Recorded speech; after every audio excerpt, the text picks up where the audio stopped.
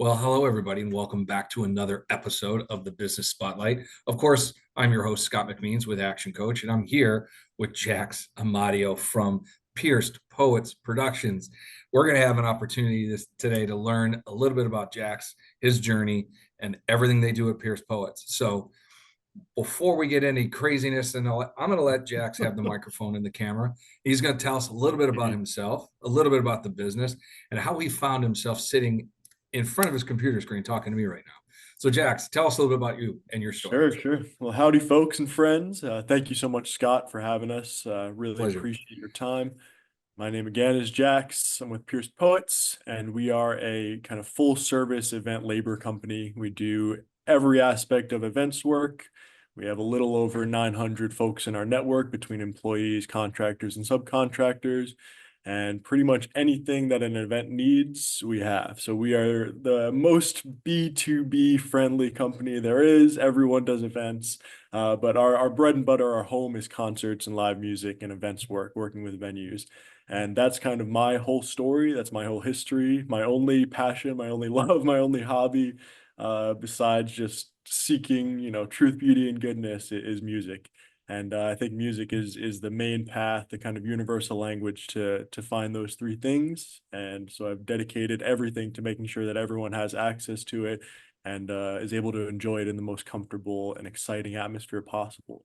So I was in the industry for about 6 years before everyone finally broke me down and convinced me to formalize the labor that I was sending all around the country for years for free. And now we're very rapidly, probably too rapidly, expanding and sending people all over the state for now before we, we're pressing the brakes. We're pressing the brakes.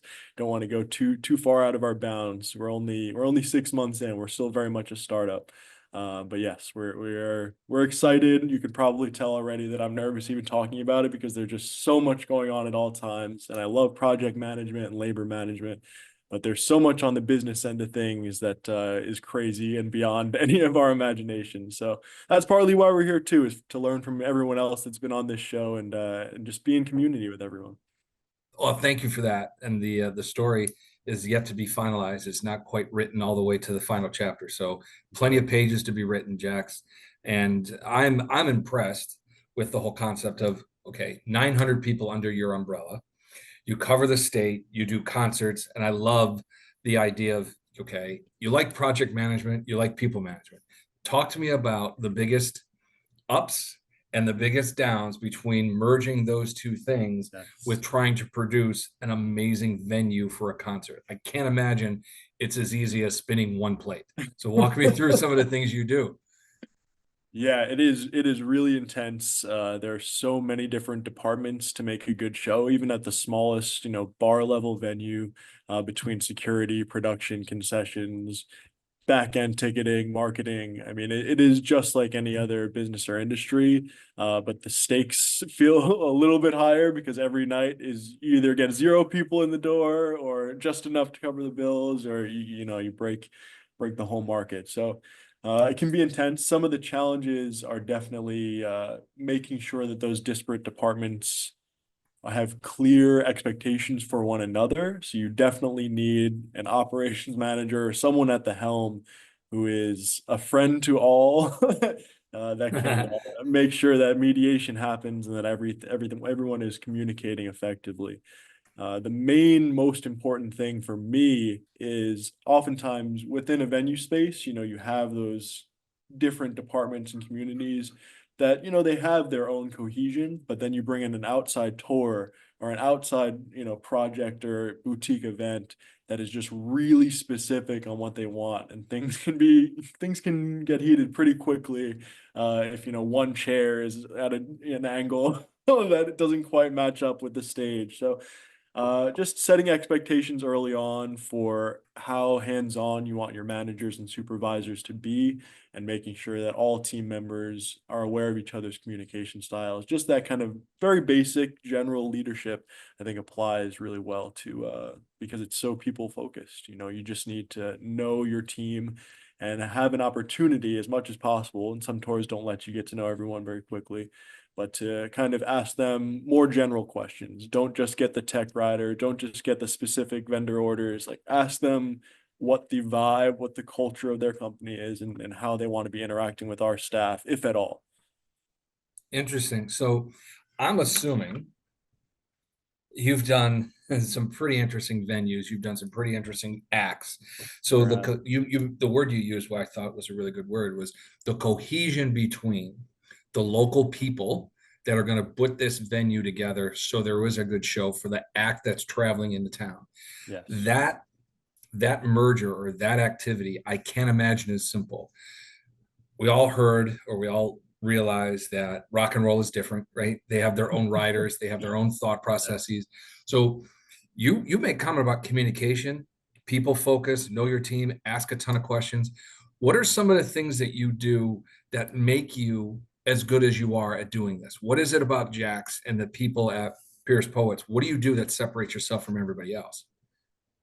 It's a great question. I think the very first thing that we do, and this sounds almost too obvious, but having worked with dozens of different production companies and security and event staff companies, it just doesn't happen. Is we actually have trainings for our staff. It is, surprisingly uncommon to have everyone have a baseline understanding of events work, of basic first aid, of how to, notice suspicious activity, of what general safety measures on the stage are. So there's that. The other thing that we do is we never cut out competitors. We're not a particularly aggressive company as far as, existing in the market space. What we do is we call other people around the country with similar ideas, with similar markets, and we ask them, what mistakes have you made? Or have you had this tour in your venue yet? What are they like? And that communication, I just find, is almost non-existent. And every time we have one of those calls, we hear, why has nobody ever called us and asked us this question before? And so we start to build those relationships around the country with other venues and other production companies.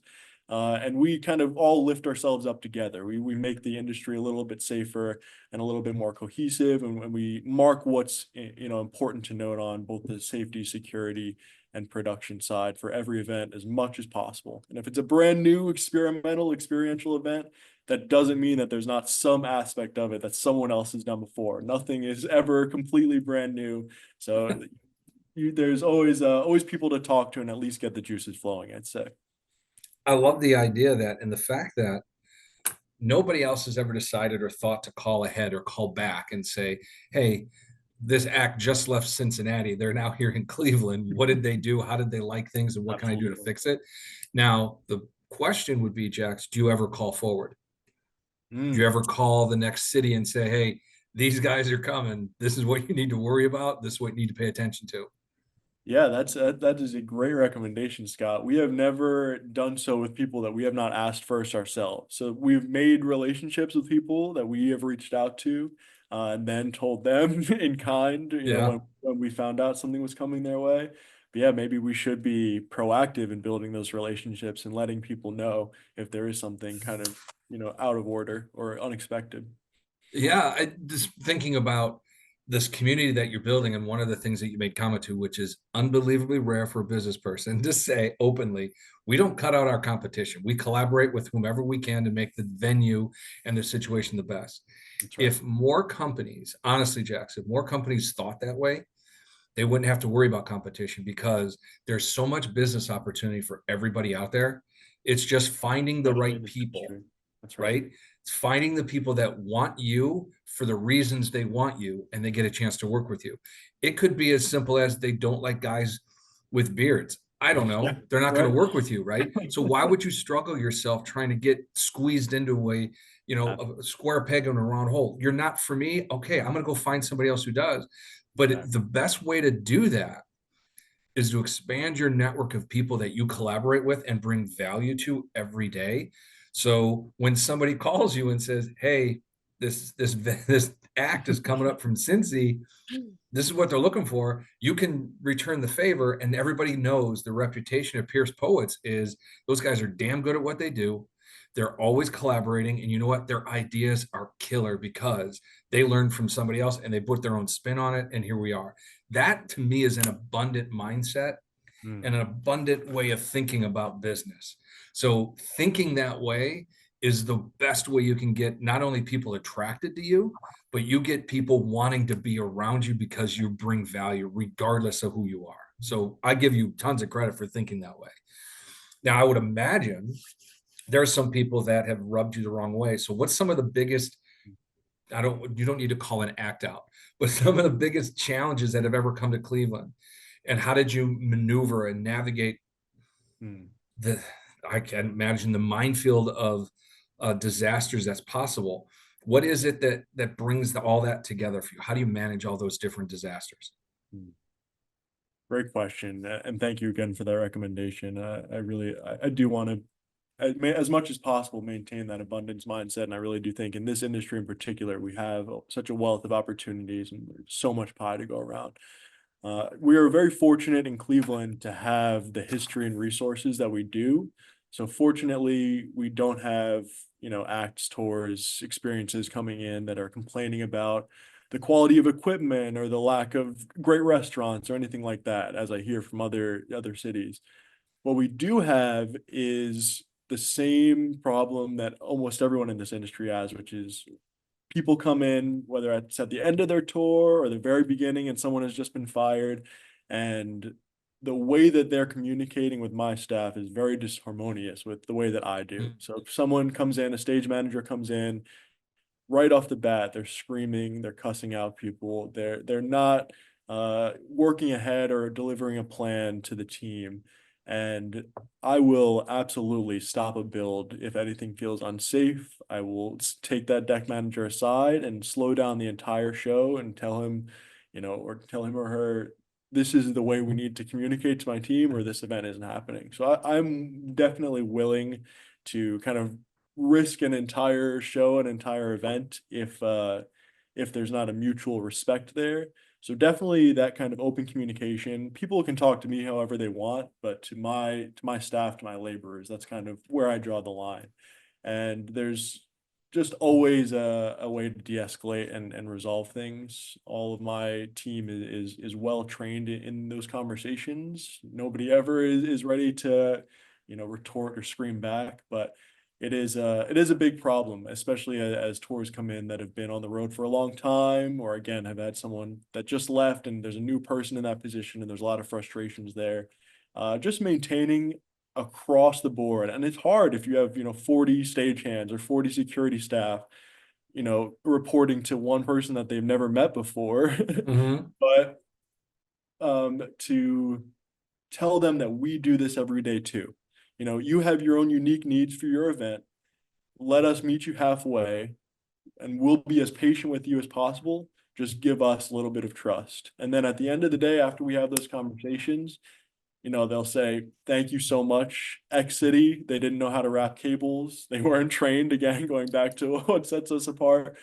But you guys were, and I'm sorry we were that way. Thank you for, giving me the chance to show you that I am a professional too, and that's not how I, like to be seen or how I like to act. So one of the big problems again is just it goes back to communication. When you're dealing with Yeah, people, that's what it is. I love it. Let me ask you, Jack, Please. during a venue or during a concert, how many direct reports are you coordinating? It really depends on the venue. We do everything from, 70 cap rooms to a lot of our staff work over, not through the company, but because I still myself work for AEG while we're getting the company off the ground. We work at Jacobs Pavilion or the Agora, some of those big ones.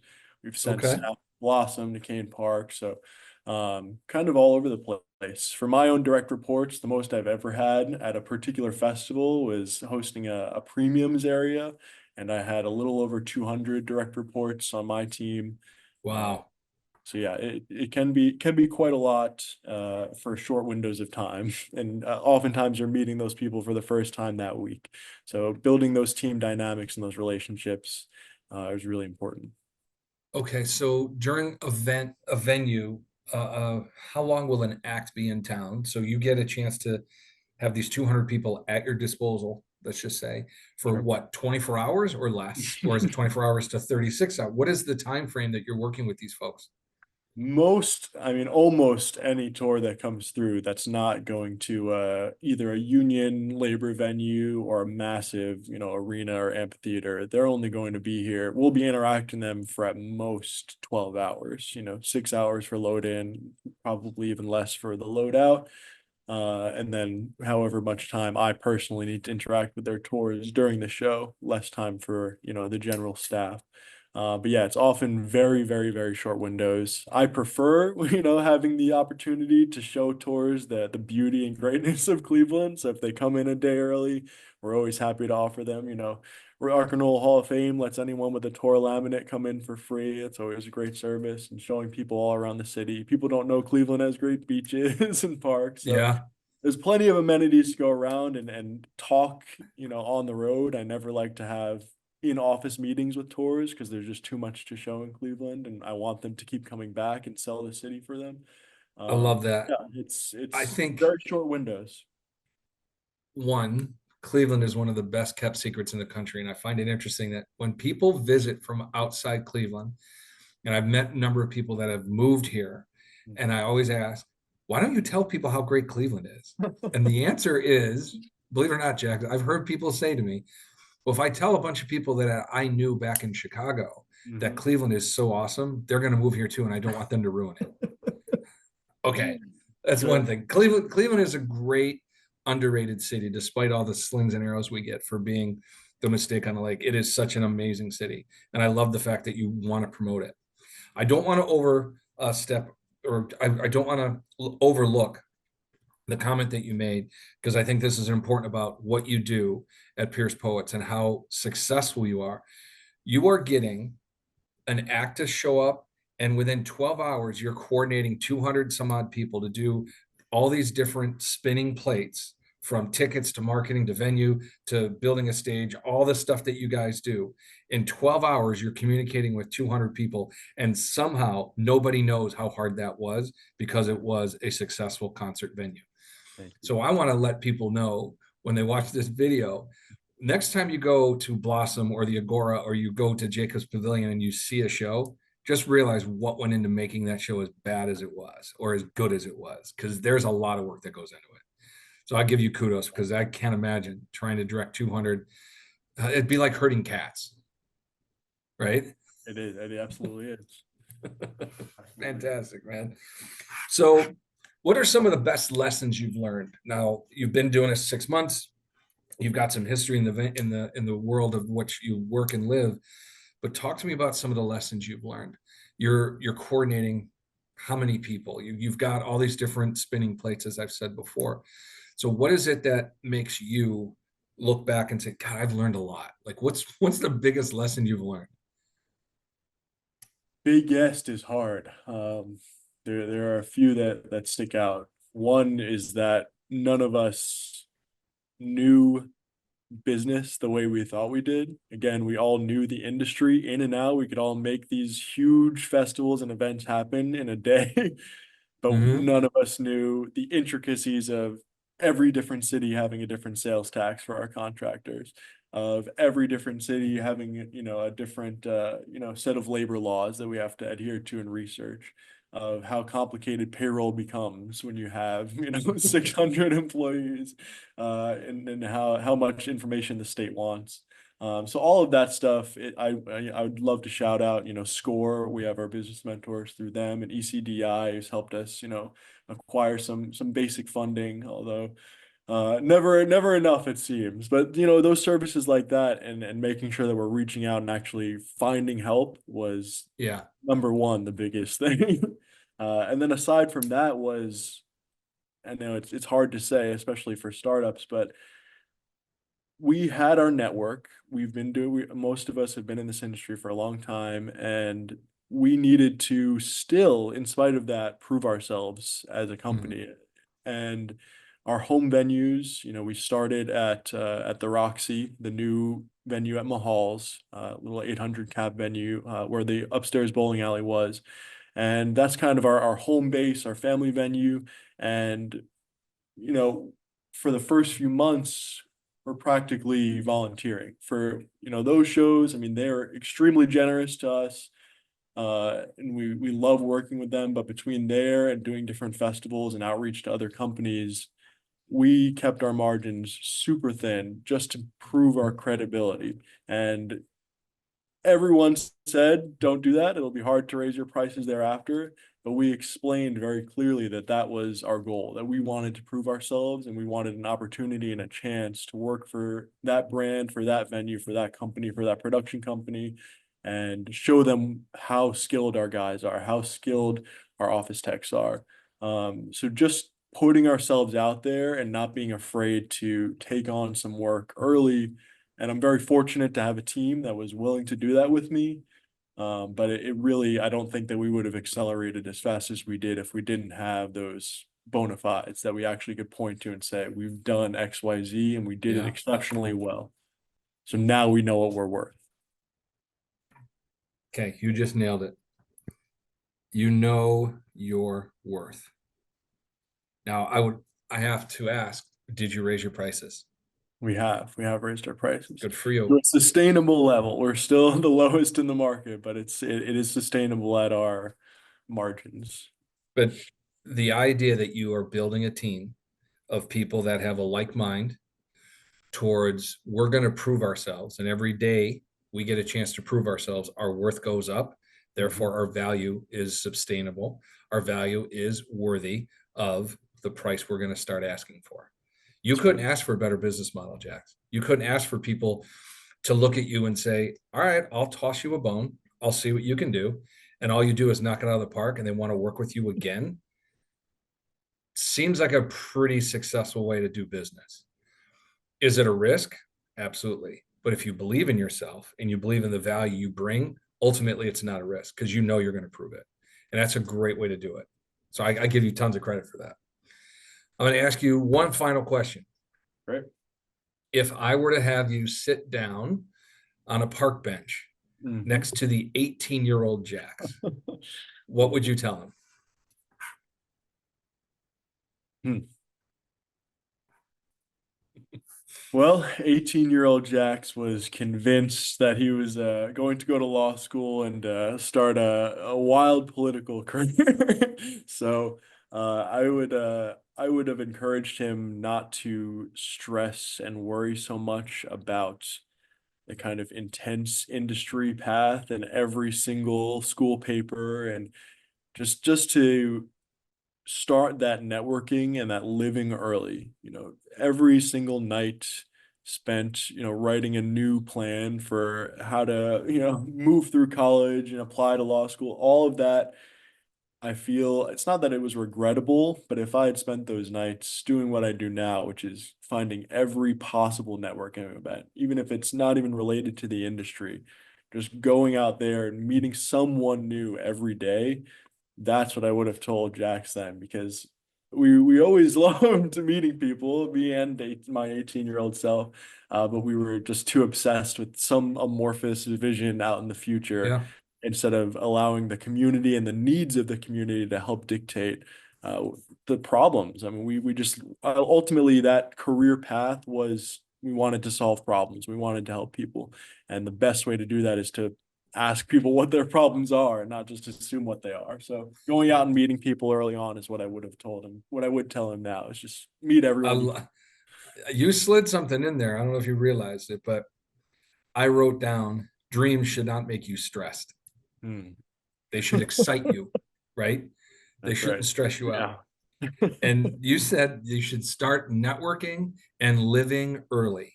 Yes. I love the idea of living early because we only have so many dedicated days on this planet, and taking advantage of each and every one is the best way to live. So I give you tons of credit for taking the dream that somebody else probably had for you and figuring out your path and what you wanted to do and what makes you a valued contributor to a community and the needs of the community. So kudos to you. Any last words? We just really appreciate your time. Pierce Poets appreciates your time. This is exactly the kind of conversations and work that we love to do and we love to have.